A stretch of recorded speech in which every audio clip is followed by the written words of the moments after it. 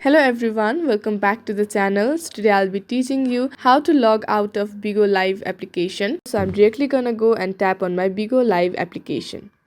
So once you tap in the application, you reach this page where you'll have to go and tap on profile icon at the bottom right.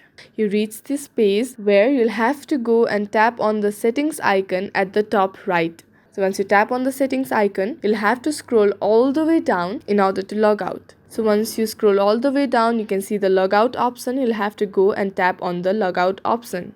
So once you tap there, it asks you if you're sure you want to log out, and if you want them to remember your login info, you can check that option, and then you'll have to tap on sure option.